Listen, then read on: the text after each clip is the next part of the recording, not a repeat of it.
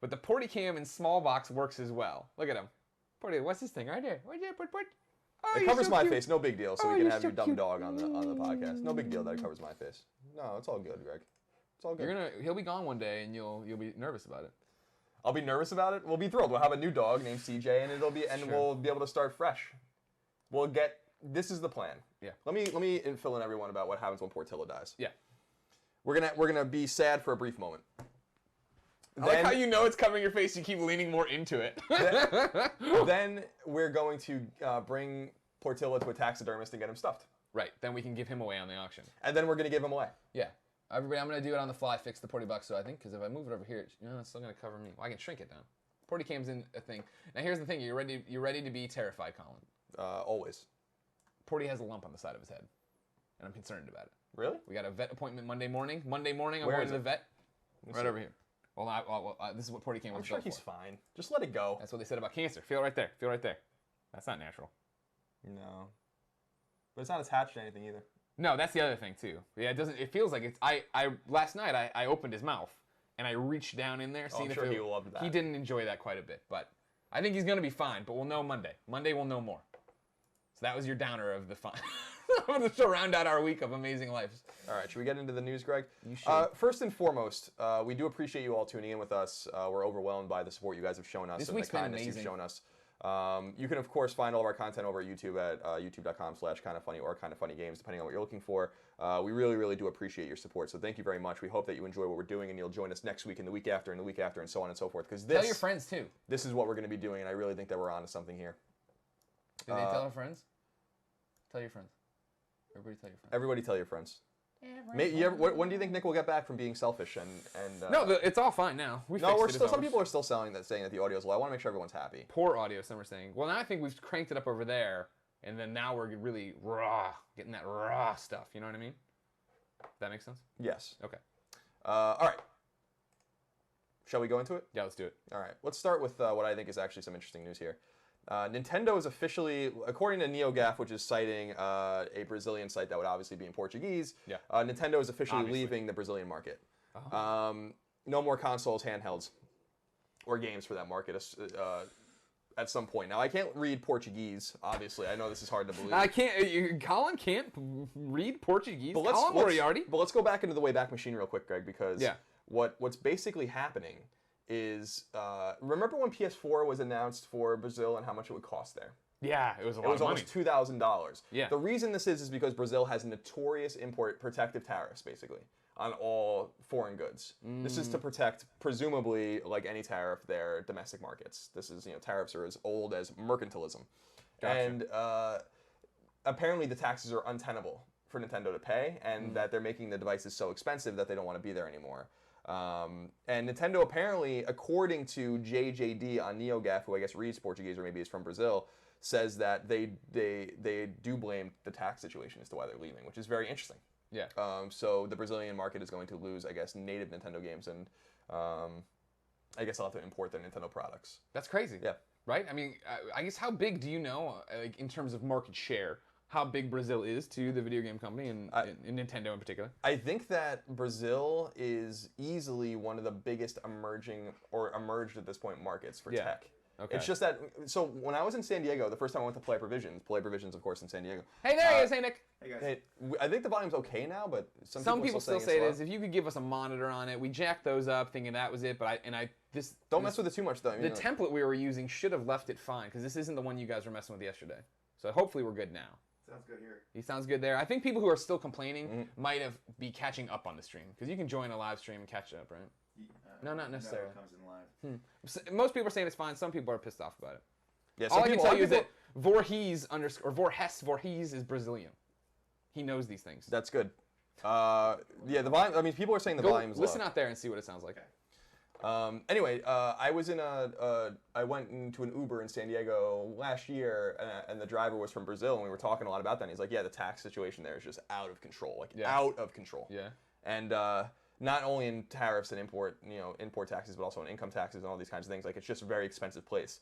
That's stymieing their economy from growing even more, because there's a lot of money there now, and people can buy things. So a company like Nintendo doing well there would normally be the way it would go, but not this time. So it's interesting to see Nintendo withdraw for tax reasons.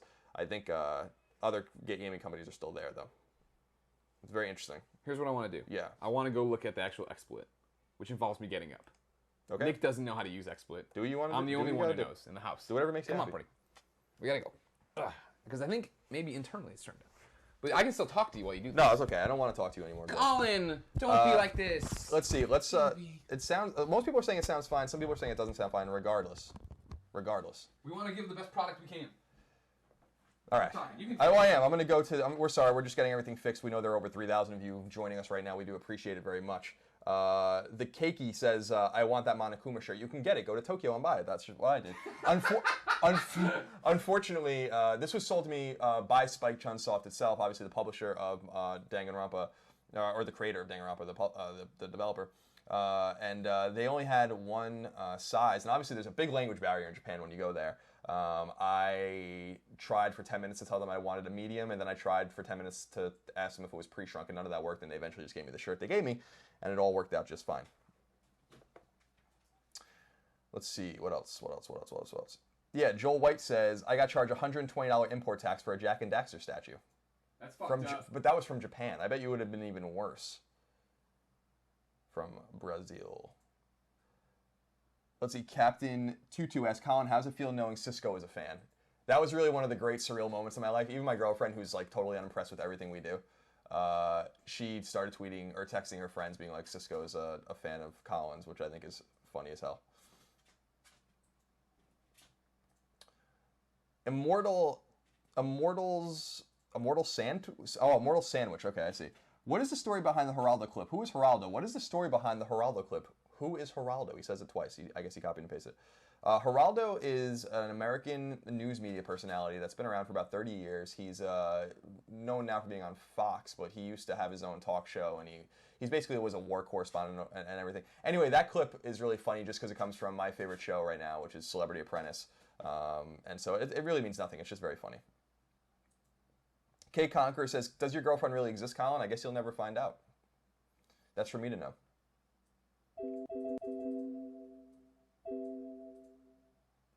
Let's see. Gabriel Co57 says, keep up the good work, guys. We will do the best we can. Are you finding the problem, Greg? No. This doesn't make for good Twitch streaming. Just keep going through the news. I can talk to you.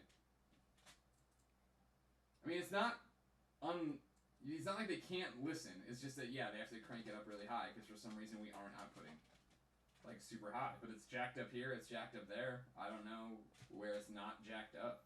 All right. Well, let's come back and it'll just be what it is. Maybe, I don't know.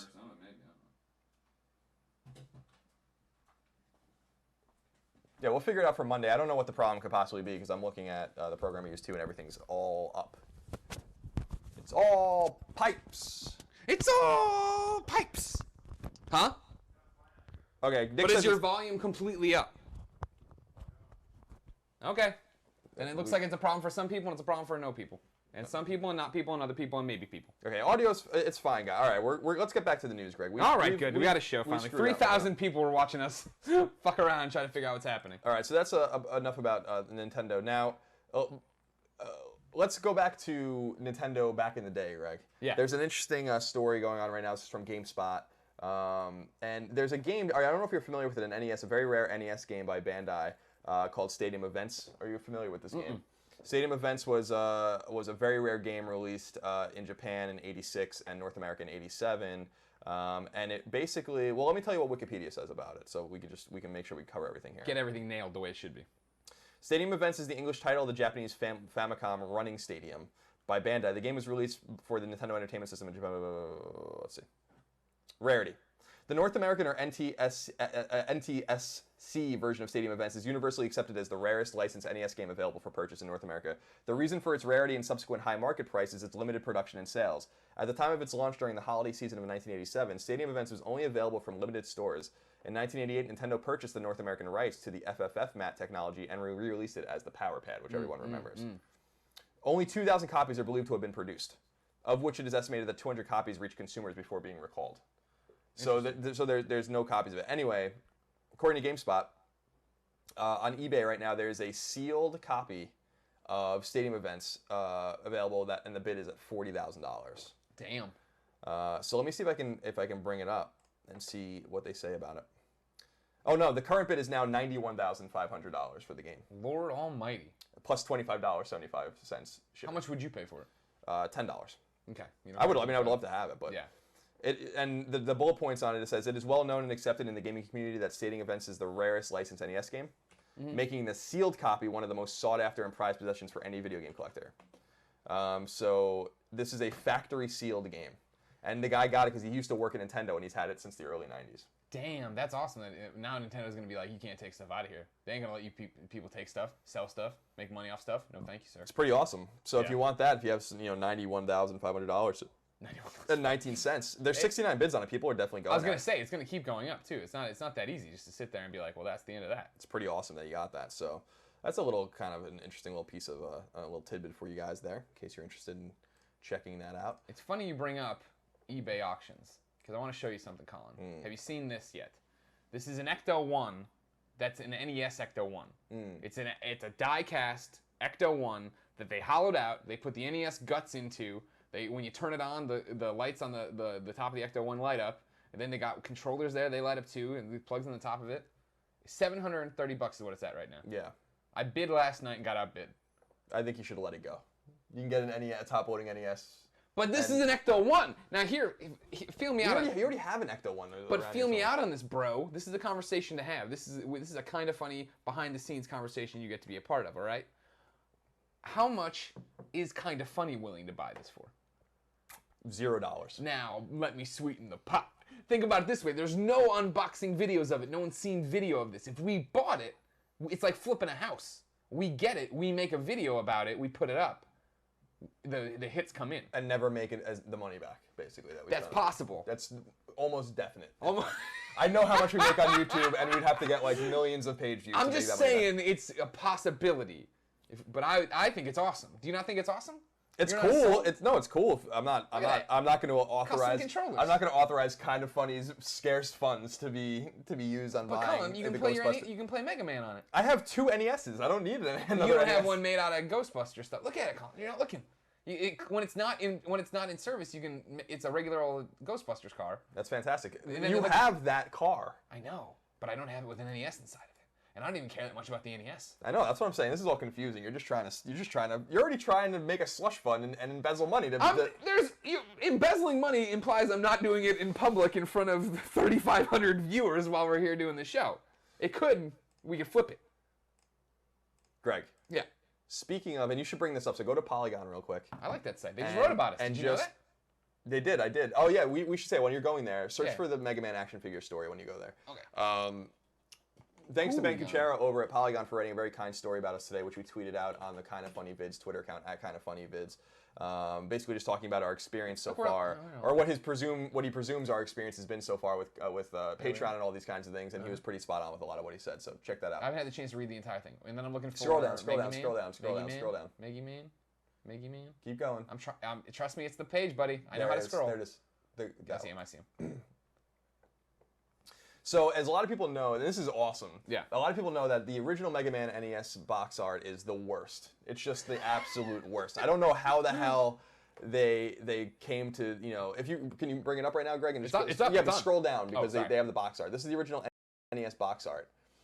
And it's just awful. Yeah. It's just terrible. And obviously when they released Mega Man 9, they made fun of it with all their art and made like another terrible piece of box art. But like, look at how bad he looks like and how off-centered the thing on top of his head is and how they somehow got yellow out of like Mega Man. There's just no yellow on Mega Man at all. This was their interpretation of it, though, I guess. And for some reason, when someone was like, "What happens if my 14-year-old aspiring artist child makes the box art for Mega Man?" Like, that's a great idea. Yeah, go ahead. Why not? You could tell it's done with colored pencils. That's even the better. That's even the better part of it. It was indie before indie was a thing, Colin. That's a big deal. Anyway, according to Polygon, Brian Crescente wrote this story.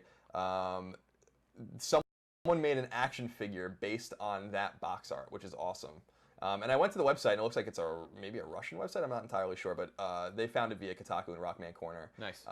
But the action figure is awesome, and if you scroll down, yeah, there it is. That picture of them next to the real Mega Man. There's Mega Man X, and it looks like is that Zero? No, I can't see. It's probably Mega Man from Mega Man Zero.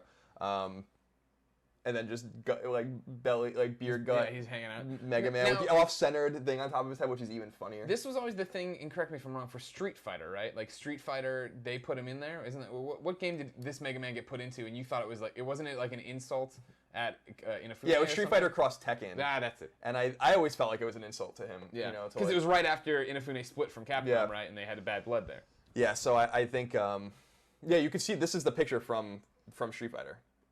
Right there. Yeah, this is it. Then that's like the way the character looks, which is funny. That's how they put Mega Man into the game, just so it's like a middle finger to Inafune. Yeah, presumably. I don't think that they left on the best of terms, as a lot of us know. So. Sure. Anyway, I thought that was kind of a cool thing. This is a one-of-a-kind, of course. A one-of-a-kind kind of, where is it? Our Shovel Knight action figure. Oh, he's up there. Oh, he's up there. It looks like it's the same material. Yeah. So like there's some really talented artists out there making some great sculpts. Right. So I would love to. I would pay money for that. Okay. I'd pay money for those. Look at And I would use Kind of Funny's money for that. Oh, thank you. You can't use it, but I can use it. Well, we should just come to like a mutual like destruction agreement where we both I get to bid on the NES thing up to $1,000, and you get to bid on it up to $1,000 on that thing. No one's spending $1,000 on anything right now. That's just not happening. I'm sorry. Well, you don't think that'd be a great way to pay back our patrons who have been so generous to us? Thank you for the money that we haven't gotten from you yet. We're gonna spend $1,000 on an NES we'll use once in a box. Let's make sure we have healthcare and whatnot first. That would probably be the good. True. There's a lot of that we need to figure out still. So this next news, let's stay with Nintendo. We're on a Nintendo roll. This next news is specifically for Tim. According to IGN, Lucy O'Brien, our friend Lucy O'Brien in Australia, the Lion O'Brien, of course. Wrote the following story: Star Fox Wii U will be playable at this year's E3. Yeah. From the other room, shut up from Tim Geddes. The story from Lucy reads like this: Nintendo's highly anticipated Star Fox game for the Wii U will be playable at this year's E3, according to Shigeru Miyamoto. Miyamoto made the revelation during a Smoosh Games interview. What is Smoosh Games? I don't know what that is. Right-click on it. I must know what this is. Oh, Smosh. Oh Lucy, there's a typo. Do I still have IGN access? Can I fix that for her? She just misspelled it. Can anybody? I was like, what is Smoosh Games? I know Smosh. Yeah, there's. I'm happy about this. No further. Do you want to sub in and talk about why this is important to you? It's just important. That's all. Okay. No further details were spilled according to the story, but Miyamoto stressed the importance of the second screen in the game. Quote, Star Fox is a game where having two screens is really important and it works really well, end quote. I guess that's what he says. So thanks for that. We'll take your word for it. Thanks, Miyamoto. That's pretty big news, though, because I know that a lot of people are interested in what's coming to Wii U this year. Obviously, Zelda's the big one. I still don't think Zelda will come out this year, but that was one of my predictions on the Kind of Funny Games cast, which you can download right now on, or watch right now on youtube.com/kindoffunnygames. And I believe, is it available as of today for people to download? It's supposed to be, but oh wait, Tim, is it available to download? No. Not yet. It will be soon. Here's the thing. We love SoundCloud. There's always this first batch of problems. There's always problems with it. For the first run of any one of our podcasts, there's a bunch of hurdles to get through. We're getting through. Game Over Greggy's show is up on iTunes. The new one's for free. The Kevin Smith one's up for free on iTunes. I think Kevin Smith's Smodcast with us should go live today too, if I understand correctly. But that Kevin Smith, you can't rein him in. Who knows what he's doing? Probably making movies. You can't control him. You can only hope to contain him. We'll stay at IGN for the next story, which I thought was pretty interesting. Mike Mahardy over there has written a story about Evolve's Xbox One beta, and we talked about this a little bit, but they've kind of detailed it a little bit. The game is gold, as we announced, I think, a day or two ago, so it's ready to go. And of course, we didn't announce it. Colin and Greg's exclusive. We didn't announce it, but we heard the information, and then we just said it on our stream. So we basically announced it. Basically it does. So for those of us, I realized, by the way, yesterday I used the term attach rate, and a lot of people out there didn't know what that means. Of course, an attach rate is the average amount of games sold per console sold. So if there's 100 million consoles and 400 million games, the attach rate is 4, if that makes any sense. Going gold, for those of you who don't know what that means that the game's done and being printed. Of course, in today's environment, that doesn't mean the game's done at all. It means the development team's now working on a patch. Here's some new information on Evolve, because this is basically the first big release of the year, and I know that people are excited to know a little bit more about it. Time out real quick while you read this. I want to know from the chat, are you excited about Evolve? Please go on. Players who pre-purchase Evolve on Xbox One will have access to 4 hunters, Parnell, Abe, Kyra, and Cabot, and the teleporting Wraith during the beta. Playing the open beta guarantees these 5 options will instantly be unlocked upon the game's full release on February 10th. The beta is open January 15th on all platforms, albeit with different characters available from one to the next. Pre-purchasing Evolve on Xbox One will also yield further rewards. Doing so will grant free access to the Monster Expansion Pack, which holds the game's unannounced 4th monster, as well as the Savage Goliath skin. The expansion has a normal value of $15 for anyone that doesn't pre-purchase. This all comes from IGN story by Mike Mahardy, of course. I love this the exclusive beta content will be locked for those that don't pre-purchase the co-op shooter, which is kind of corny, I think. Yeah. Well, it's incentive, right? I mean, yeah, it is, but I mean, Turtle Rock also hasn't announced when players can begin pre-purchasing Evolve yet, but did promise news and is coming soon on its developer blog. So that's cool, and I know that like they're going so slow right now with games in terms of like what's being released. That people really have their eyes on this game, and I'm interested to see what it's. We were talking to a friend of ours about what kind of legs this game might have, and things of this nature too. And we taled about it in on GameSpot. That was where I think our friend was. Our friend was Danny, and my thing with it is, and right now the chat mixed. It goes. There was a lot of no's to begin with, then a lot of yeses, then a bunch of mess in the middle there. So it's a mixed reaction. This is what I was talking about on GameSpot, right? Is the fact that every time I play Evolve, I have such a great time with Evolve. I love Evolve. Now, granted, that's in, when I was like, it was me versus IGN, right? When I was playing all the other people. When I was playing the Operation Supply Drop people at PAX. Great time, but then I leave Evolve and then don't think about playing Evolve again. You know what I mean? It's not like I'm like, ooh, I can't wait to get my hands on Evolve. But, breaking interesting news. I now have Evolve. I got my Steam code. I'm all set. We're allowed to stream it. Just do anything we want with it. So we're going to be doing stuff today. Heads up now, this afternoon stream is going to be more like 2:30 than 2. And I won't be on that immediate one, but I am going to do it this weekend. I'm sure I'll be playing Evolve at some point. Maybe even tonight, maybe even this afternoon if I get my interviews and stuff out of the way. So there's lots of good stuff to come. If you need to see if Evolve's cool or not, we're going to have it here on Kind of Funny Games very soon. Very good. Very good. Very good, Doctor. You have no interest in Evolve, no, right? Not at all. Even when Danny tried to flip it and say to you, well, you can play the monster, you can be single player. Because like you want to be alone, you don't want to play with other people. Yeah, I mean that's an interesting way of looking at it. That's an interesting point. Yeah, for sure. That said, I don't want to play that game very much. I like because it still involves. I like to explore games at my own pace. It's just who I am. Sure. It doesn't mean that I don't ever want to play games online. Like when this is a very novel idea for a game. Yeah. And maybe I'll get into it. Maybe I'll enjoy it. Kind of got a Left 4 Dead vibe, and I think Left 4 Dead was really fun. But the Last of Us, Zelda Master 89. The Last of Us has did something really special that really sucked me in for 40 or 50 hours and online, and I think that... Yeah, it was a PlayStation exclusive. That's what sucked you in. Fanboy. Yep. You son of a bitch. What's funny is I was really just started playing it for the trophies, and then I really got into it. Here's my question for you. Where did you come down on Left 4 Dead? Well, like I said, I think Left 4 Dead was a fun game, but it's I like games where it's horde mode, kind of like, we had fun with Gears of War 3 when we played it online too, and I like those kinds of games where you're kind of like battening down the hatches and waiting and stuff like that. That's why that game, The Forest, looks so cool. Because I don't know anything to know about that game, but that's what it looked like to me. But did you play a lot of Left 4 Dead? Did that get you at all? Yeah, a little bit. My old roommate when I lived in Daly City was like that was all he played on Xbox 360 was Left 4 Dead and Left 4 Dead 2. And so I would sit down and play with him sometimes wherever and jump into his games wherever when he, but it's fine. It's fine. It's fine. It is what it is. I know people are really eager for a Left 4 Dead 3. I'm so eager for Left 4 Dead 3. I love Left 4 Dead. And my thing about Left 4 Dead versus Evolve is Left 4 Dead is a game that I'd be like, I can't wait to go back and play tonight because it was the correct... For me, when I want to play online, when I want to play with people, I want to play something like Destiny, where I don't really need to communicate with... Now, granted, the raids are a different story. I'm not trying to insult anything. But like when you're playing, you're just running around shooting stuff, right? Oh, I need to help him down. But then you get back to talking about what you did today or whatever, just bullshitting with your friends. And that's what Damon and I did every night for a while with Left 4 Dead 1. We played it all the time, just shoot the shit, what's happening, da-da-da-da-da-da. Evolve strikes me as it's going to be a turnoff to me because there are classes, and all right, I'm going to drop the bubble shield, you lock him down, I'm going to do this, I need a healer over here, and it's like, ugh, like that's not... I don't want every one of my matches to be that way. With Destiny, once we get the Good Kind of Funny raid group, or the Good Kind of Funny group going, and then we branch out and we have like a raid, then I understand that. But when I'm just roaming around trying to, get my daily mission or whatever, I don't need to be, okay, this is happening, that's happening, and that's why I liked every Evolve I've played and enjoyed and had fun with, I'm the monster. I'm the monster. I'm running around. I don't have to communicate with anybody, right? Like, you are I'm actually a monster. I am a monster. The monster from Mizzou, they call me.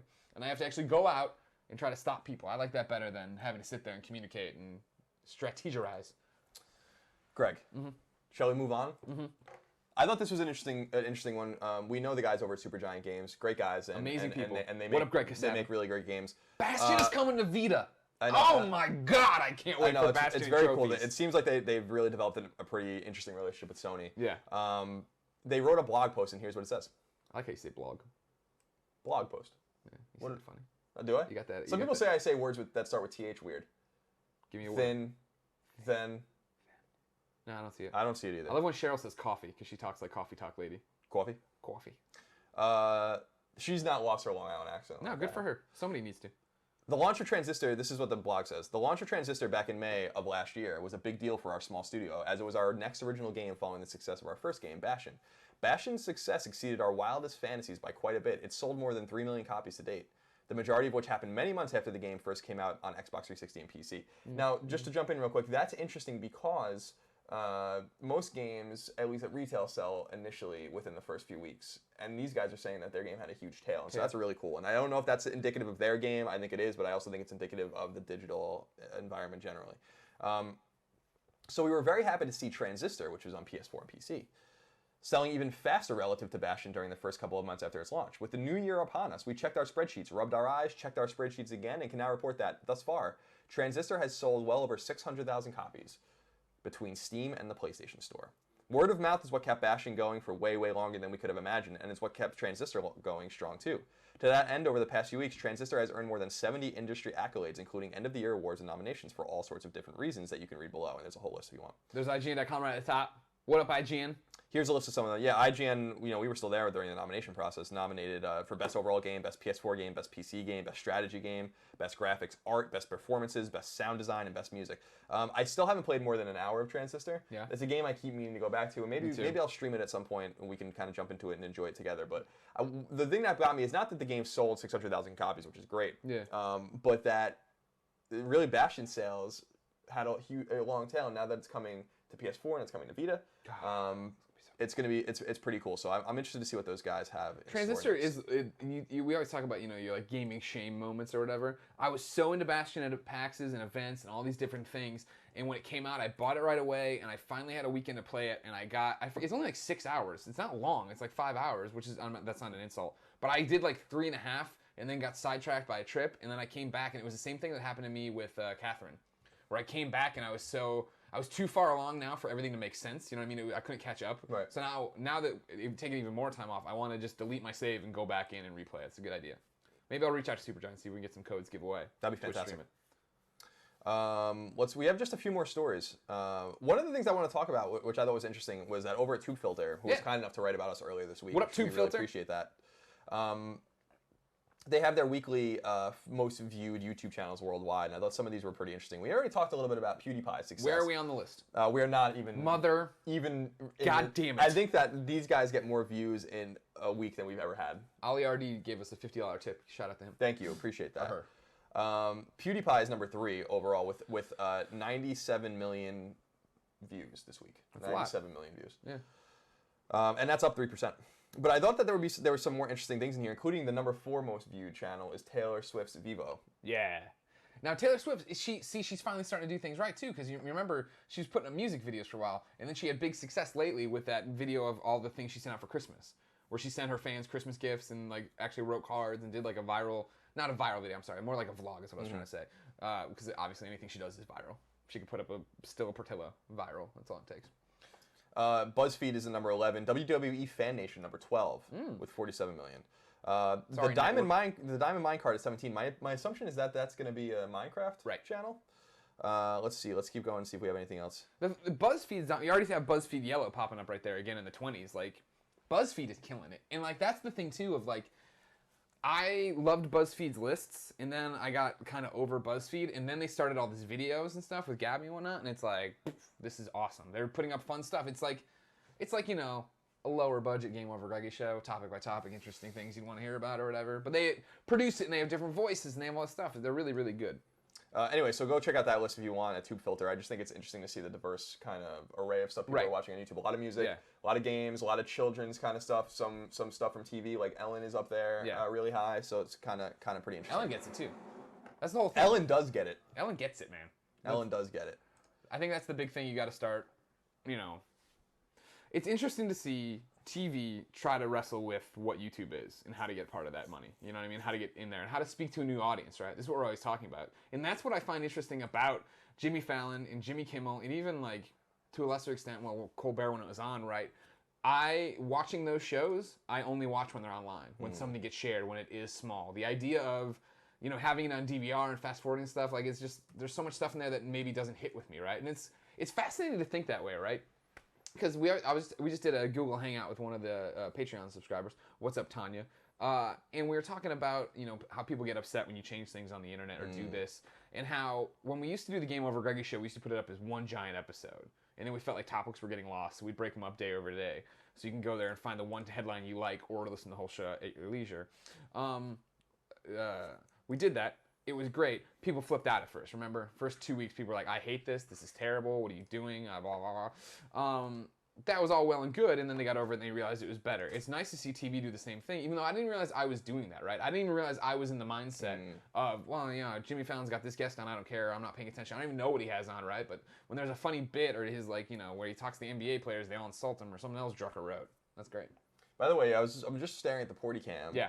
It's basically kind of the Porty Cam, but also your gut cam, yeah, the gut or your crotch cam. Right. Well, there's no crotch yet. Let's not get ahead of ourselves, all right? I think everybody knows. You look at it, you can tell, like, I'm trying to give you as much Porty as I can. There's going to be a little bit of me in it. Like I said, in future Porty cams, I want the cam right here, so it's just on him, or maybe right here, so it's just on him. Right now, we don't have the USB extender we need. You know, it's week 1. We're getting week 1 out of the way here. We're getting all the bugs and the kinks worked out, as they say. Absolutely, absolutely. You know how it is. There's only a few more stories I want to go through, Greg, and then we can go talk to the audience. Yay. This one's from GameSpot. Rob Crossley over there wrote it and says, Microsoft makes new assurances on Xbox One DRM policy. New statement comes after some Xbox One owners discovered they were unable to play Far Cry 4. Here's what the story says. Yeah. Microsoft has issued new assurances over game ownership and DRM policies after a curious incident where some customers found themselves unable to play Far Cry 4. On Monday, a select number of Xbox One owners who bought the digital copy of Ubisoft's open-world shooter found that the game suddenly failed to load up. Even if they deleted and reinstalled Far Cry 4, their Xbox One would return the error code, and their console would then ask whether the game had been purchased. Curiously, the error appeared to coincide with the game's surprise and seemingly accidental removal from the Xbox One marketplace. In the early hours of Tuesday morning, Microsoft managed to relist the game on the Xbox Live marketplace, and users found that their boot problems had suddenly ceased. The process would suggest that, in some but not all circumstances, playing the digital version of Far Cry 4 can be dependent on some kind of online verification or automatic gating process from Microsoft's side.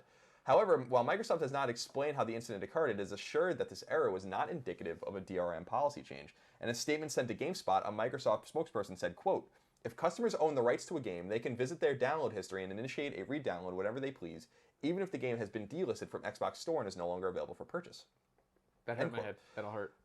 This was interesting to me just because we're really running into a lot of problems on PlayStation as well, with PS4 and Vita, where the games won't work unless you're, like... In other words, there is DRM on these consoles, at least on PS4. I mean, that's the console I'm most familiar with right now. And that was fascinating because remember they made a big deal that there wouldn't be DRM, but it is. You turn on your console and it needs to ping to say, do you own this? Have you checked in or whatever? Like when PSN was down, I was like, oh.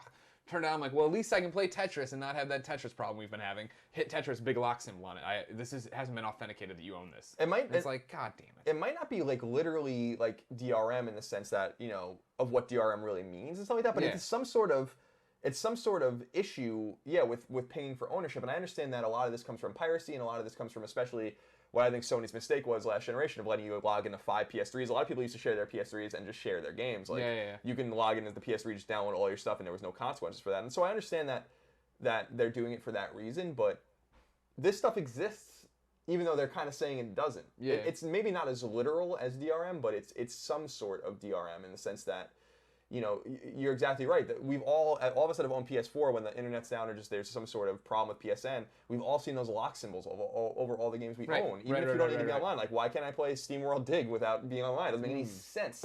You know what I mean? So these things being corrected exist. Real quick. RW Gamer Mike says downloaded games work offline on your primary console.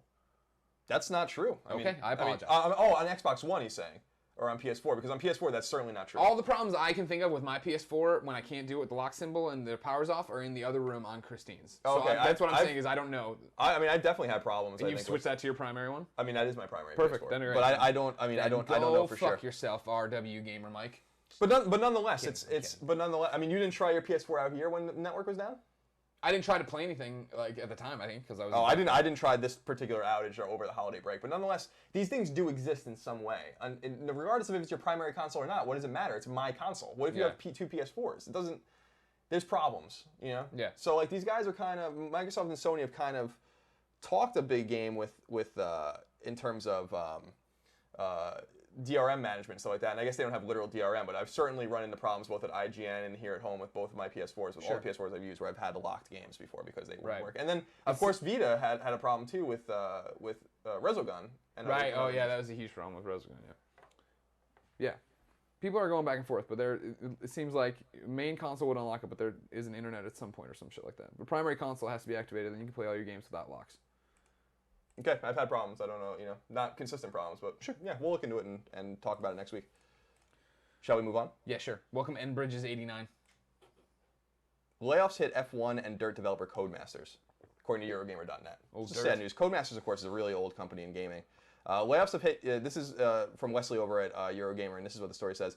Layoffs have hit UK racing game developer Codemasters, sources close to the studio tell Eurogamer. Around 50 jobs are being reviewed, we've been told, with north of 30 of those jobs set to go as part of a 30-day consultation period.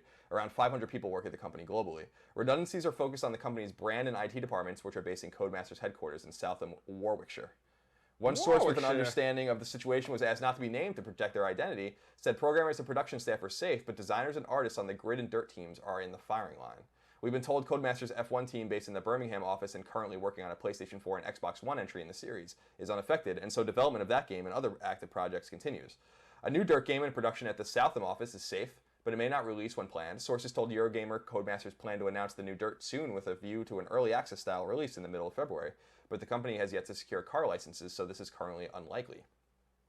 The team behind the new Dirt has been downsized, though, with a smaller group working on the game compared to last year's Grid Autosport.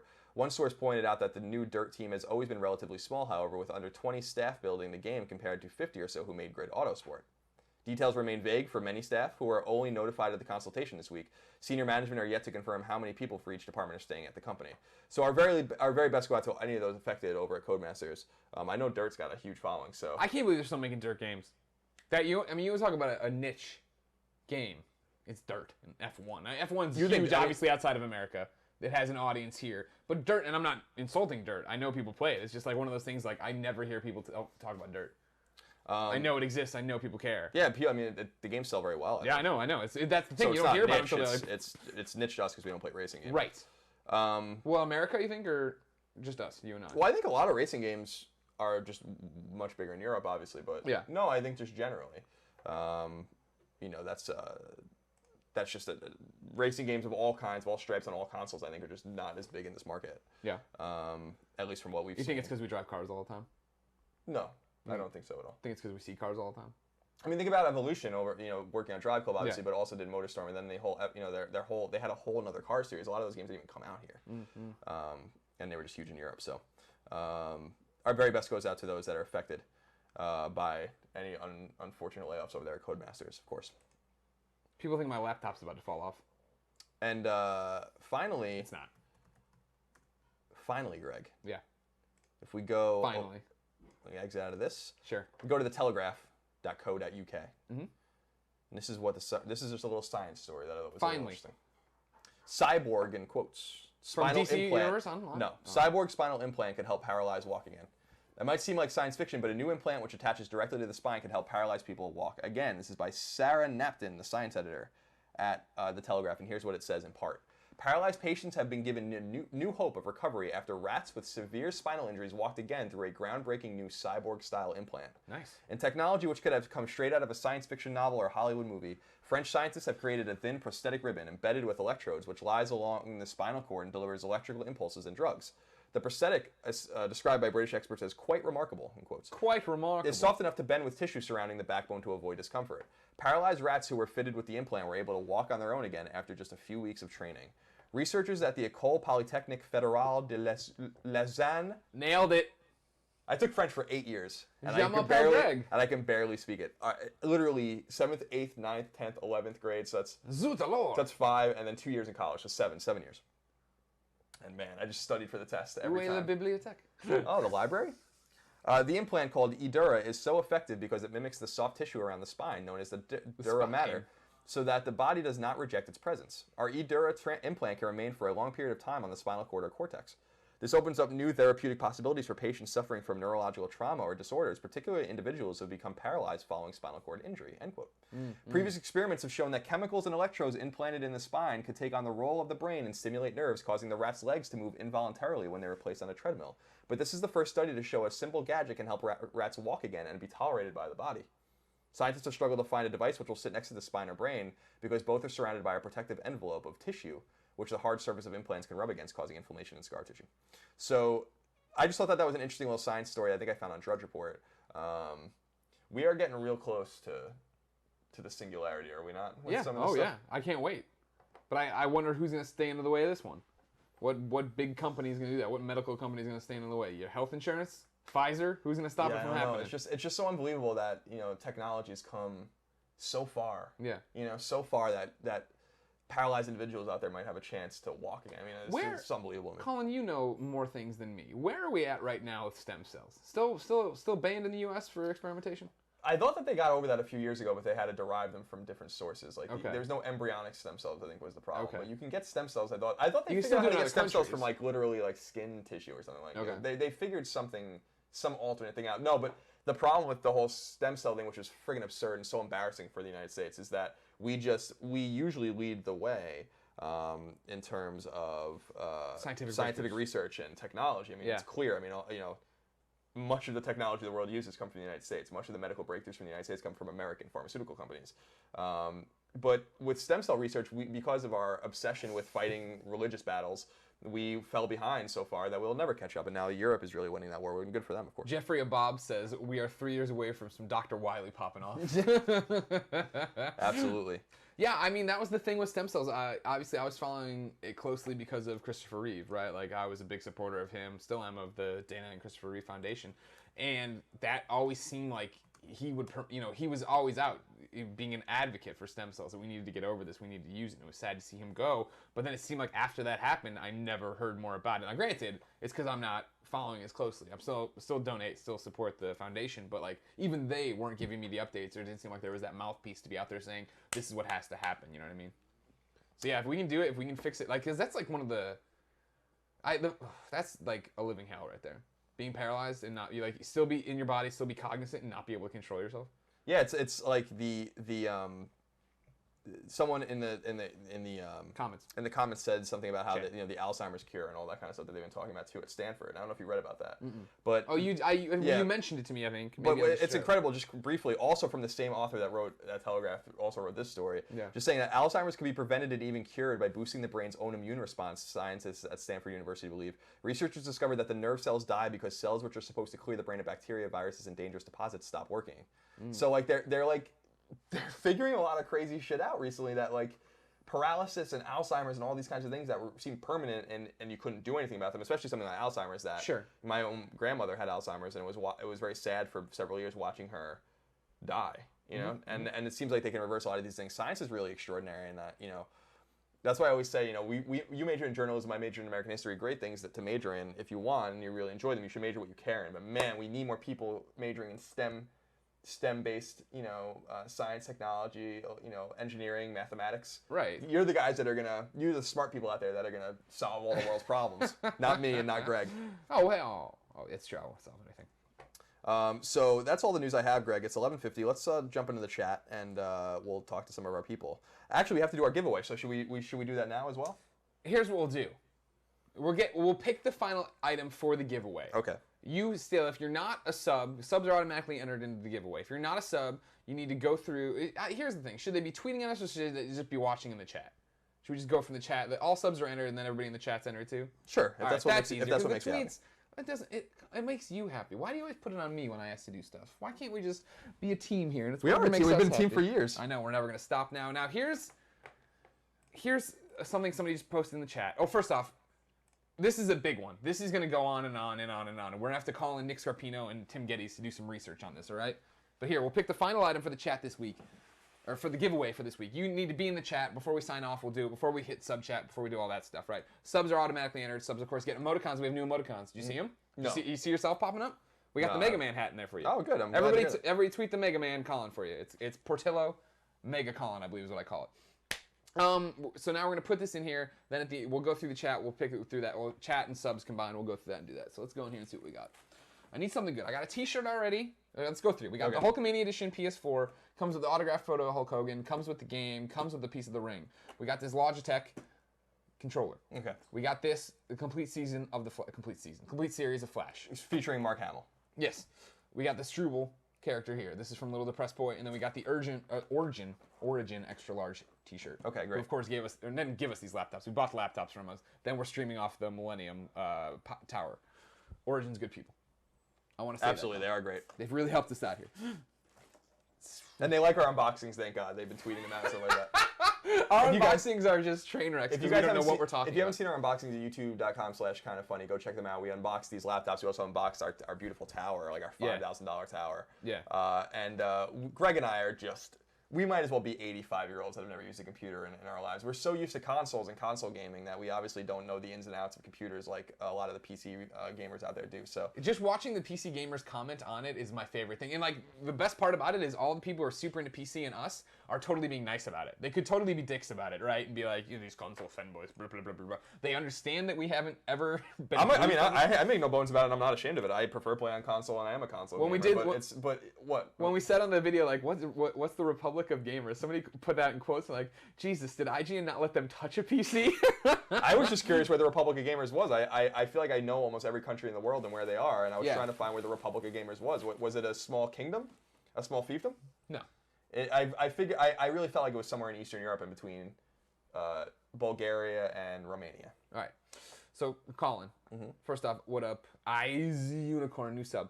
I'm going to give you the ability to pick what the final prize is. Okay. Do you want to reach in the box, or I'm going to give you pitches on what you got? Give me pitches, because I can't see. We got more stuffed animals. Or stuffed figures. There's a guy and an animal.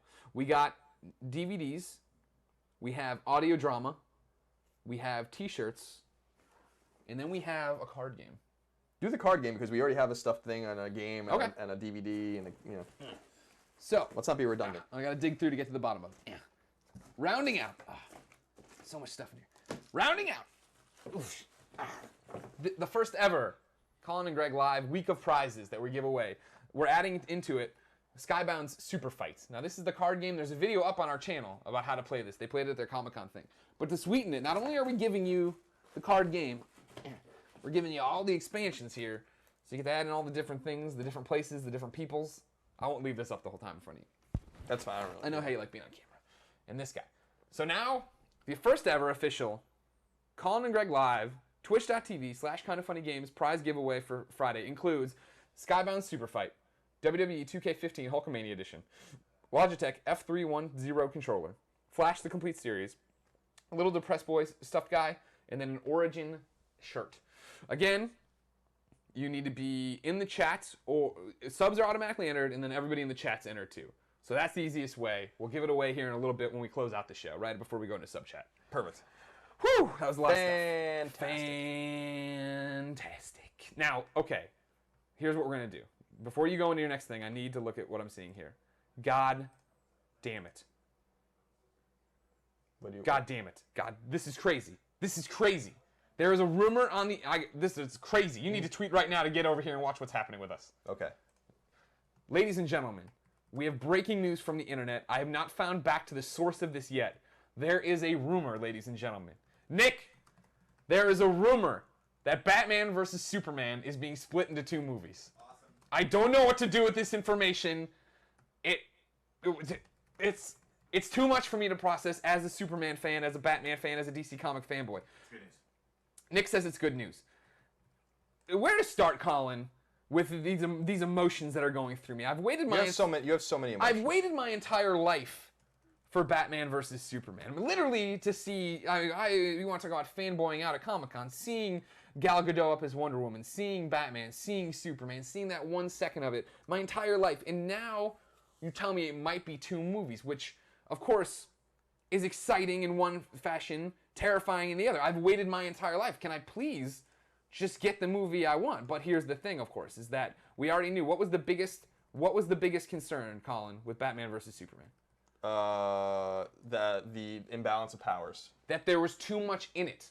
They were talking about there's Batman, there's Superman. All right, so all we've established is Superman. Now we're introducing a brand new Batman in a brand new Gotham with hopefully, as we showed yesterday, that Miss Malone being Robin. Then on top of that, we're introducing Wonder Woman. On top of that, we're introducing Cyborg. On top of that, we're introducing Lex Luthor. It's like, everybody slow the fuck down. What does this mean? Portillo, come up here. This is a big day for us. It's exciting. So, on the one hand, I was excited just to get this amazing movie and be happy and be like, oh, totally stoked. There's a new Superman Batman movie. I never thought I would see this in my life. You understand that when I watched I Am Legend and they had it in the background, I was like, it sucks that the world ended, but that movie existed in their universe. That's a pretty cool universe. I wish I lived in that. I live in that universe now. Also, if they cure cancer like they're talking about this bio crap, we're in trouble because that's how I. Lex Luthor is behind the science that's going to cure cancer. But, and I mean, anything can happen in this movie. But now you're talking about this movie that I've waited forever being in two things. So at first, selfishly, I am upset with it.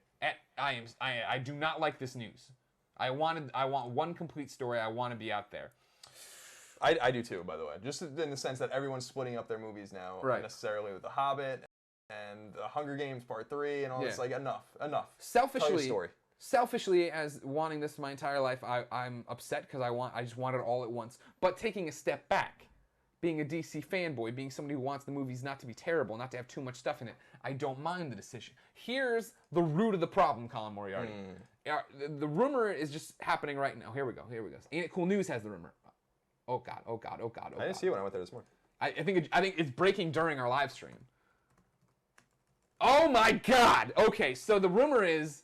This is off a blurry photo that they have on Ain't It Cool. Of course it's a blurry photo. Part 1, Enter the Night. Part 2, Dawn of Justice. Holy fucking shit. All right, wait. Go back up, though, because... I'm going to open it over there. You can open it, too. You can start reading it. How about that? Where is it? Right there. Rumor. Will Batman... Blah, blah, blah. Okay, so... Anyone could have made this screenshot. This is my first thing. This is what we've seen. How many of these in gaming have we seen? I'm not saying it's false. I'm not saying it's false. I'm just saying how many God of War 4 screenshots. You know, this is the first time we've ever got to talk about breaking the mysterious image which popped up on images. Like, who is the source? Like, this is the thing. I need to know who the source is. Okay. You know, like, there's nothing in there. Is the source what does the article say? It says the mysterious image which popped up on Imgur this morning is allegedly taken from the upcoming teaser to Batman vs. Superman and drops a bit of knowledge that has yet to be announced by the studio that the film will, like The Hunger Games, Mockingjay, and Avengers Infinity War, be split into 2 parts. If this is to be believed, Part 1, Enter the Night, will be ready for theaters this October, while Part 2 will have the subtitle Dawn of Justice and release March 26, 2016, that we already knew about. While we should absolutely take this with a grain of salt and wait to hear official confirmation from WB, given how many Photoshop-rendered dreams of this movie bounce around the interwebs, this move doesn't seem entirely out of the question. Blah blah blah blah. So I'm most interested to see what this is all about, Greg, in the sense that what you know, Ain't It Cool is a very reputable place, and they actually break a lot of news. What about the source of this image makes them want to print it, or are they liable to print any?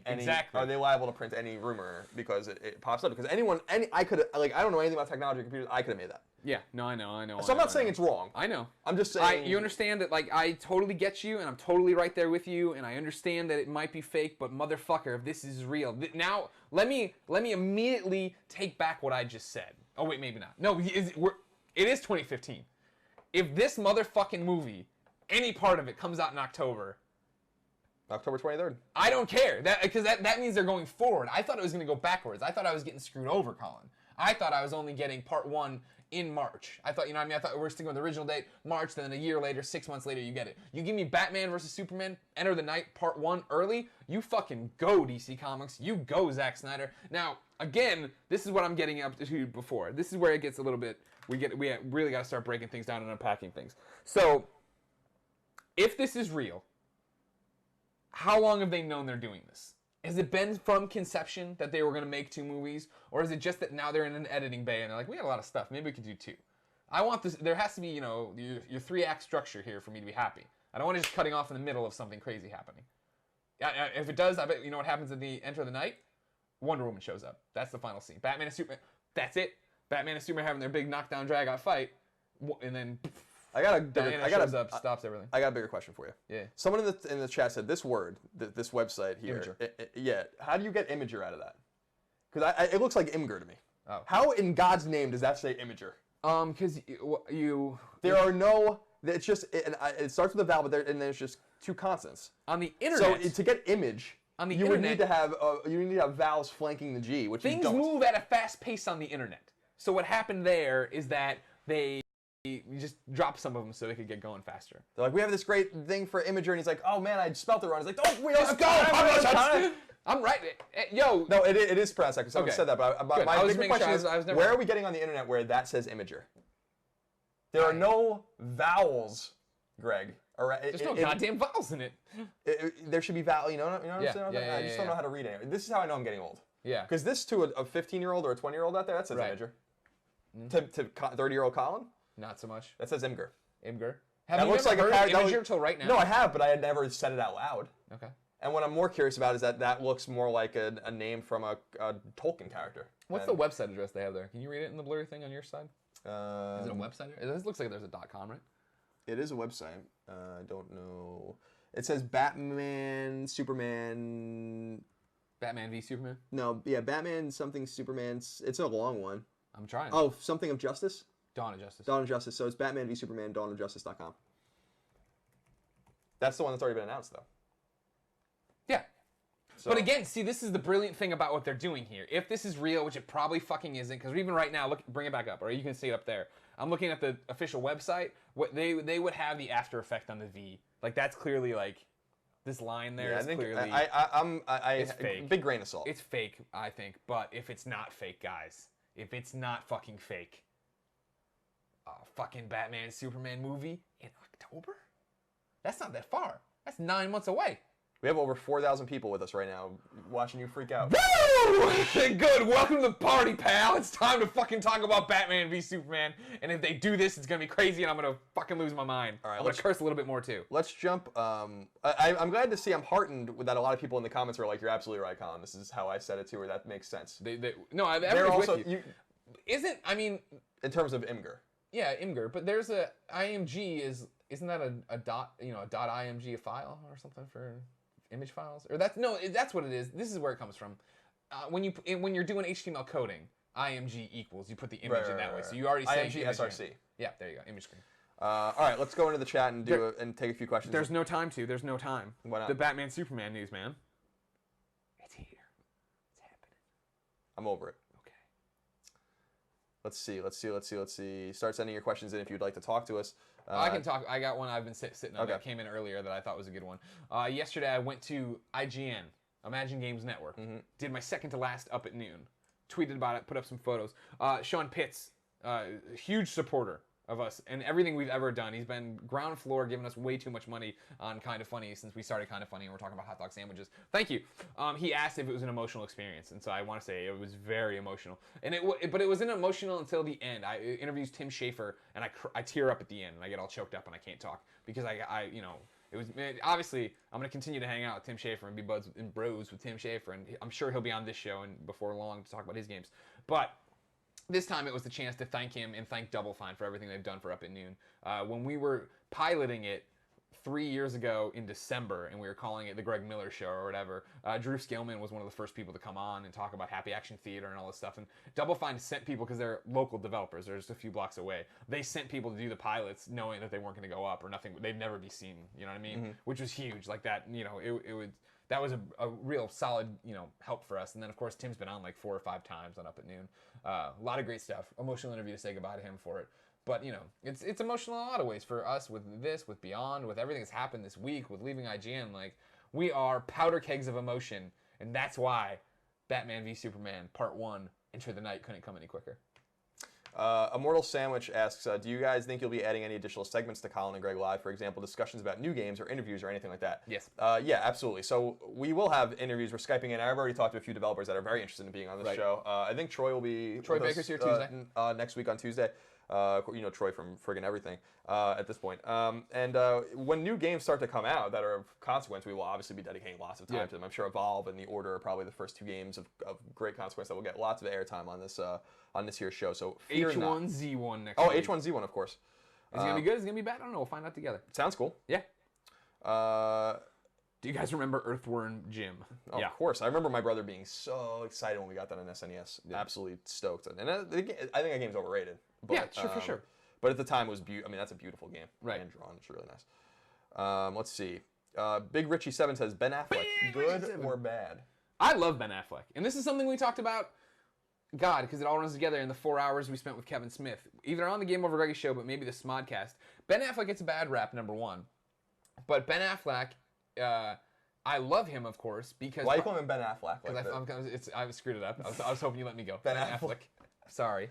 Ben. The insurance salesman. Affleck. It does it. It screws up your head.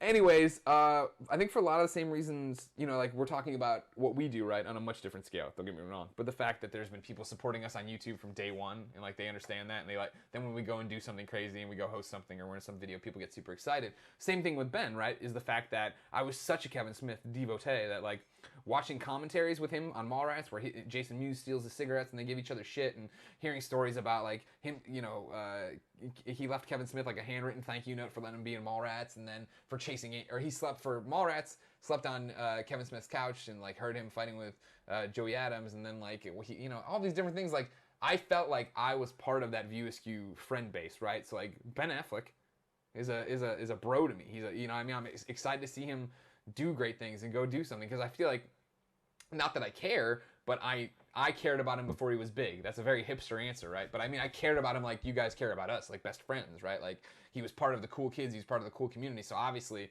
I want him to be successful. So then to see it come to where he gets to go be Batman, I think he's going to be a fucking awesome Batman. Just alone, the jaw that guy's got in the cowl, it looks rad, and like I'm super stoked. People give him... Ben gets a lot of shit, I think, personally. You agree that Ben Affleck gets a lot of shit? Yeah, no, I think he's done bad movies. I think he's done good movies. Well, I think he's yeah, but I think people like to hate on certain people. I don't quite get it. And people hate on successful people. He's laughing all the way to the bank. So philosopher Taylor Swift once said, "People throw rocks at things that shine." Let's see. Choctaw Hunter says, "Will you?" And I'm sorry, I probably butcher all your guys' names. I do apologize. Will you guys still be providing content over the weekends, or will you take weekends off like IGN did? We will be taking weekends off, with the exception of the occasional stream, which might happen this weekend with the Evolve beta. Right. I mean, you figure Colin and I and Tim and Nick all play video games for fun, right? That's something we do. And so the idea would be that if I'm going to jump on and play Destiny, I'm going to stream Destiny. If I jump on and play Evolve this weekend, I'm going to stream Evolve. Like, the things we're always set to, right, are Monday through Friday, 11 a.m., Colin and Greg live, and then 2 p.m.-ish. Live stream of the game. Again, I'll need you guys in the chat today at 2 o'clock. Somebody come back to the chat at 2 o'clock and tell the Johnny Come Latelys we're actually doing it at 2:30. We have a meeting downtown we have to go to first, and then we'll come back and we'll stream some stuff. But yeah, then it'll just be hit or miss when we want to do stuff, when we don't want to do stuff. Let's see. I already lost it. Jaff Johnson asks, and this is the final question before we do sub chat, because we have to. We have a lunch appointment in like 50 minutes. He asks, are we doing a weekly podcast as well? We are. We're doing 2 of them. Game Over Greggy show still going. What are we now? Like episode 60 something? Or, yeah, we're high up there. Something like that. You can find that on youtube.com/kindafunny or on iTunes. All of the back catalogs on iTunes and your podcast service of choice, except for the most recent episode, which goes up a week later because our Patreons get exclusive access to that first. And then on the game side, we're doing another podcast called Kinda Funny Gamescast with me, Greg, and Tim. That also goes live clip by clip, day by day, Monday through Thursday on YouTube. So you can see those now, youtube.com/kindafunnygames. Full episode goes up on Friday, and then again, that will be a week delayed on podcast services of your choice if you are not a Patreon subscriber. Greg, let's go into sub-only chat now. No. No? Remember, we got to give away the thing first. Oh, right, all right, let's do that, because we're running out of time, so we really have to hurry up. Okay, don't worry, hold on. Yeah, okay, don't worry. All right, cool. Fill more time. It's the first time we ever done it. Sorry, I gotta hit the buttons and do the things. Here we go. Now. Why no? Someone says value gaming. Why no green drink today? I got my green drink. Don't worry about it. Don't sweat it, bruh. It's how it goes.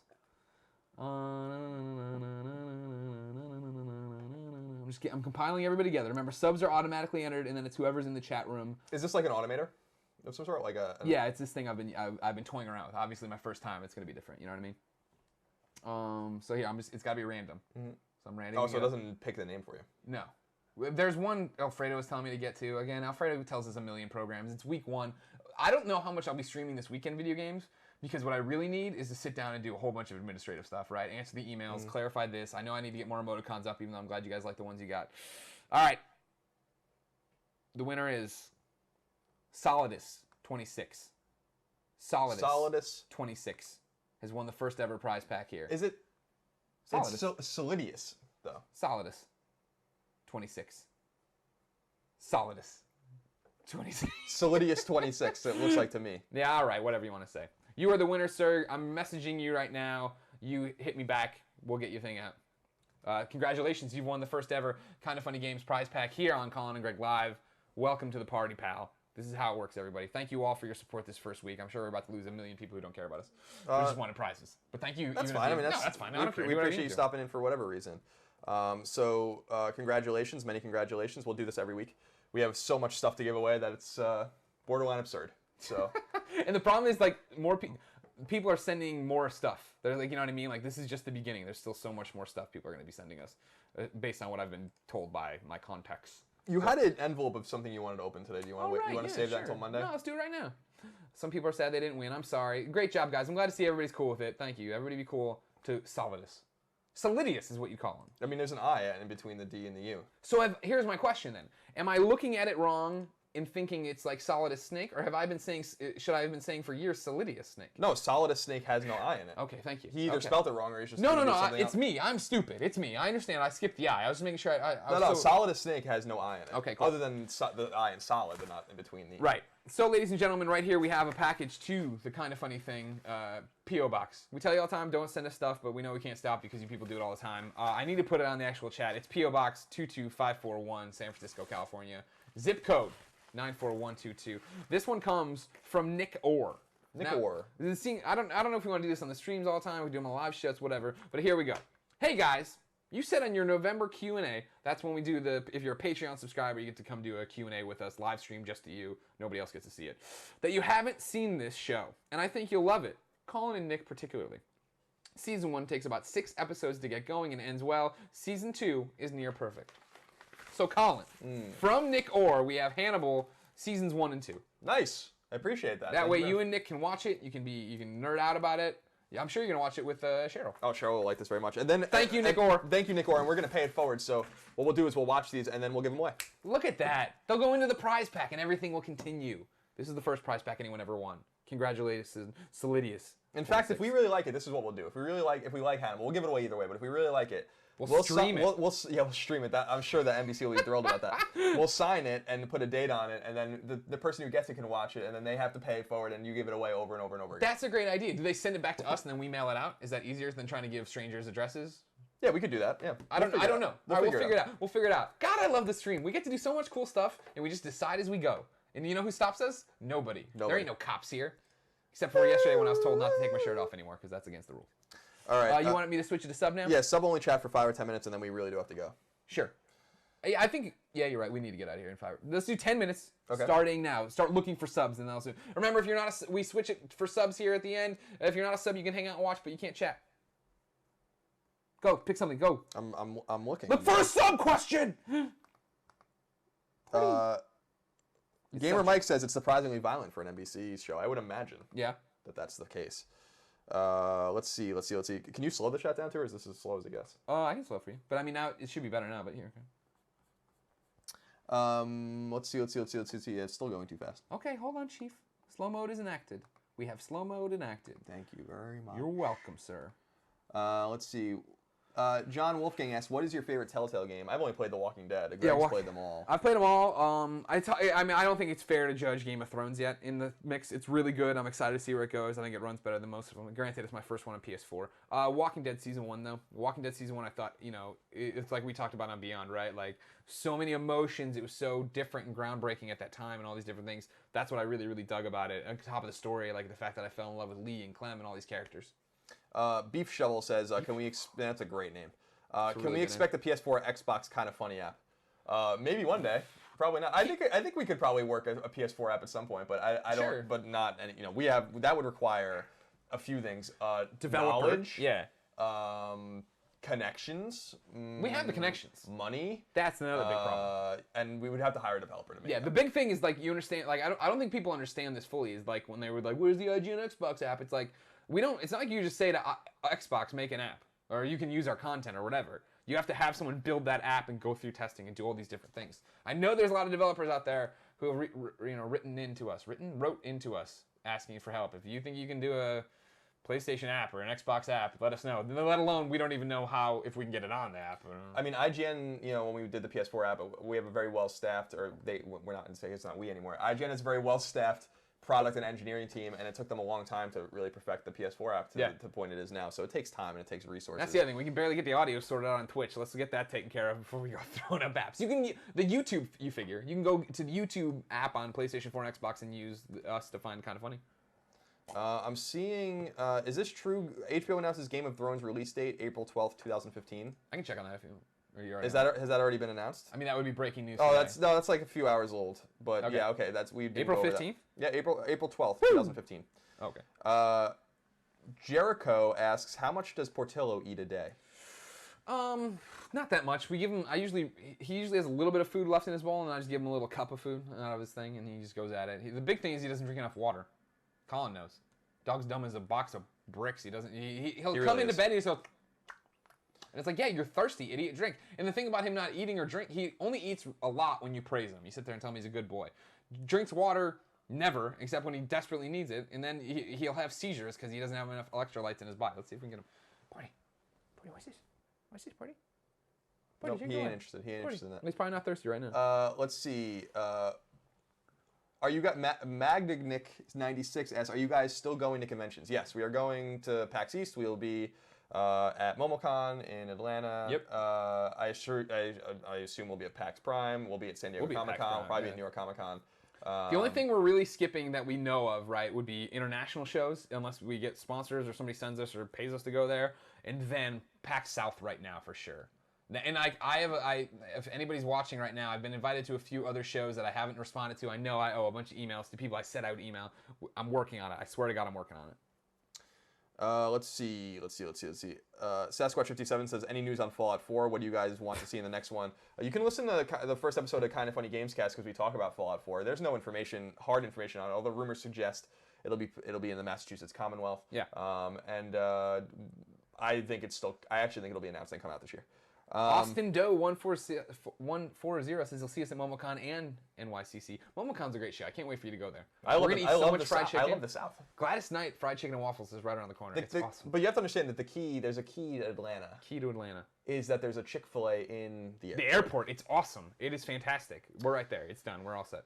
So I might just never leave the airport. Okay. That's what I'm saying. I'll allow it. Let's see. ZDubs888 just says House of Cards next month. Hell yeah. Yes. Can't wait.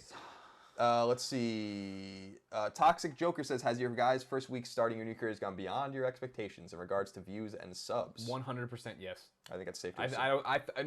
He's views and subs, he's talking specifically about Twitch, I think.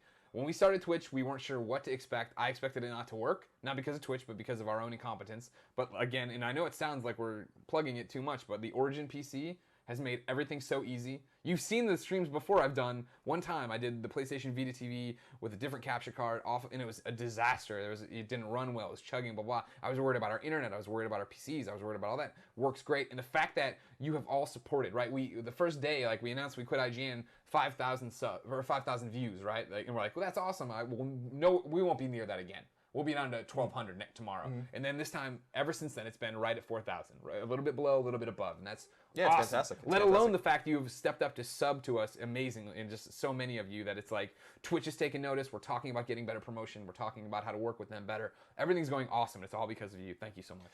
Jedi B311, who I assume is from Kentucky, says, Greg and Colin, I wish I would have been able to meet you guys for Colin's 30th birthday in Kentucky. Please come visit soon. We appreciate that. A lot of people when we were in Louisville wanted to hang out with us, and we appreciate that. But we were with a lot of people that are not in the industry, and we want to respect everyone's privacy as well. Sure. And plus, we want to just relax and get away for a little while, But that would have been having like some sort of meet and greet kind of thing would have been a little weird, I think. For somebody mentioned here, are we gonna have a SF meet and greet anytime soon? We're gonna be doing a live show where we're gonna do Kind of Funny programming live and do a Royal Rumble and all this different stuff. Details on that soon. I'm still working out where I'm shooting for April now. Everybody's fine with April? Are you fine with coming to San Francisco in April and hanging out with us? Let us know in the chat. I'll be gone for 2 weeks in April, so you just gotta That's when we're gonna do it. Okay, good. It's one less thing I have to worry about. Danny B10U says, with the Patreon money coming in, are you guys really not better off? There's actually an interesting article that Ben Kuchera at Polygon wrote about us today. We tweeted it out on at Kind of Funny Vids on Twitter. it gives you a little perspective on what it really means to make that much money on Patreon. While we're so appreciative of it, it could stay exactly where it is, and we would be absolutely thrilled. It's way higher, and, we are getting way more support than we thought we would, and we are so honored and humbled by that. But the money, yeah, we're gonna be able to live and pay our rent and stuff like that. And obviously that's awesome, but we have to buy healthcare, we have to pay taxes, we have a lot of business expenses. We have to exactly the money coming in is coming into the business, and granted that gets salaried out, but it's not like we're clearing the books every time, right? Like we have to buy tickets to shows, we have to buy plane tickets, we have to get hotels, we have to buy equipment, we have to do, you know what I mean? Like there's a million other things. If we want to start working with other people, like bringing people in, we'll need to pay them and different things like that. So it's not, like that was, Ben's article was great about that. He's like, that's $400,000 a year. These guys haven't made. And it's like, and then he's like, wait, no, they don't. He went through the reasons why. Right. Like we said on GameSpot, if it was all about the money, we wouldn't have left our jobs to begin with. Yeah. Because we were all very well compensated, and we had health insurance and benefits and a 401k and all of these kinds of things. So we're just appreciative that you guys are supporting us in this way, and we want to give you guys the best content we can. And the feedback we've been getting from most of our Patreons is that we're almost doing too much, or at least the right amount of content that they feel comfortable with. We want to make sure you're getting your money's worth. But no, nothing life-changing has happened in terms of the money we're making. But that's okay, because we want to just be happier. We don't, we're not trying to line our pockets and run away. That's not really what we're interested in doing. Matthew Cotorsoro says, Greg, have you ever played Persona 3? If so, do you like it 3 or 4 or more? I have played 3. I actually re-reviewed it, I guess, when it came to PS3 as what was that one? PES edition, FES edition, something like that? FES? The one that was like the complete edition with the new character. Oh, portable, yeah. Persona 3 portable, is that what you're saying? Yeah, but I forget what they had. Yeah, PES, it stood for something. Okay. Yeah, I don't remember. Anyways, I love Persona 3. It was the one that really got me into Persona, and then Persona 4. I played after the fact on Vita, and I really love that more. I think Persona 4 is a better game. No offense to Persona 3. Bogner PRS says, you guys look happier. Oh, yeah. I feel happier. I haven't felt this good in a long time. Yeah. We're the masters of our destiny, and you can't put a price on that. Why don't you just... Calitreckless says, Colin, tabletop gaming on Kind of Funny Games. Absolutely. I want to, so we're going to play Monopoly again. Greg can't wait until next year to get beaten again. So we're gonna, or I guess later this year to get beaten again. So we're gonna play again soon. I'd like to teach Greg some more complicated games that I think he would enjoy if he just understood them better. So Axis and Allies and Shogun are 2 of those games that I think would be a lot of fun. They're long and involved games, but they're so fun. Axis and Allies is just friggin' awesome. People want us to play Settlers of Catan too, which we can play as well, and that's a little easier than Axis and Allies. Zav Mandi says, guys, I'm curious, why is there a Teddy emoticon? Christine said we should have a Teddy emoticon, and since we're such big Persona fans, or I am, I was like, yeah, sure, they're great. We have a million emoticon things to fill, so we got plenty of emoticon spaces to show around. Renigma13 says, can we get more content? Colin and Greg live for 4 hours like Mike and Mike or Boomer and Carton. Boomer and Carton and Mike are able to go for so long because that's all that they really do. We want to make sure that we democratize our time onto YouTube channels and also on Twitch and stuff like that. So we're going to go for 1 or 2 hours a day. Like we were saying, during E3, it's conceivable that this show never stops. But on a slower day in January, it's conceivable that the show goes for an hour. And the big point, I mean, of course, is that I know that we look like a real business. I keep talking about this in interviews, right? But people who want us a job, still only 4 of us, which means that when we finish here, we have to go edit videos, and we have to go make more videos, and like there's this whole, we don't have like a team of people who are making the content outside of it. Clearly, as we read our own chat and try to keep up with stuff, and I troubleshoot the audio if something goes wrong. Like, we're gonna get there one day, I'm sure, where we are on the Mike and Mike level, where we have a staff and a real studio and all these different things. Last question. Justice Adams asks, can you please bring Goldfarb on? Oh, God. Goldfarb's welcome anytime. He's back in San Francisco, and he's always traveling, so I assume he'll be here for GDC. You'd think so. So he's certainly welcome on the show, and we'll have him on the podcast as well. Right. All right. So we got to go. We just have a lunch appointment, so we have to. We're going to Patreon. We're going down to Patreon to talk to them for a little bit. We haven't seen them in a while. They're good people. Again, congratulations to Solidius86 who won this. Good job. That's the prize pack. We'll start a new prize pack on Monday. We'll be back at 11 a.m. That's what we do. Again, I need your help. Chat right now. At 2 o'clock, a whole bunch of new people are going to show up and be like, where's the Let's Play today on Twitch? You got to tell them they have to go to this lunch and meet Patreon. They're going to be playing games at 2:30. 2:30. And we appreciate you tuning in here on Twitch. We're listening to your feedback. Please let us know what we're doing right and wrong. We want to be able to cater the show to your needs. An important thing for you guys to understand, and please tell everyone, if anyone's asking you guys out there, you see it. We are not, for the time being and maybe ever, going to archive these on YouTube or as audio. They are archived automatically on twitch.tv/kindoffunnygames. So make sure if you scroll down on our main page of the schedule, there's a link right there. You can go and watch them. And of course, give it a little bit. We're like we said yesterday, we want to know what people think, but we want you to try this for like 2 weeks. Then we'll see what we need. Yeah, then we'll go from there. We're listening to you. We're absolutely listening to you. Yeah. Go to youtube.com/kindoffunny and youtube.com/kindoffunnygames. Please subscribe. Watch the videos over there. We really appreciate it. You can follow us at kindoffunnyvids on Twitter. Game Over Greggy is Greg. No Taxation is me. Portillo had a Twitter account at some point. Who the hell knows? So the guy stopped doing it. We'll be back on Monday for more Colin and Greg Live at 11 a.m. Pacific time. In the meantime, enjoy your weekend. Be with your family. Watch a lot of football. Eat a lot of food. Be safe. We'll see you soon. Couple hours. Greg, hit me with the Portillo cam, then hit me with Geraldo, and we'll get the hell out of here. Have a good weekend. The Portillo camera? You have to understand that I'm Geraldo. I'm not anyone to trifle with.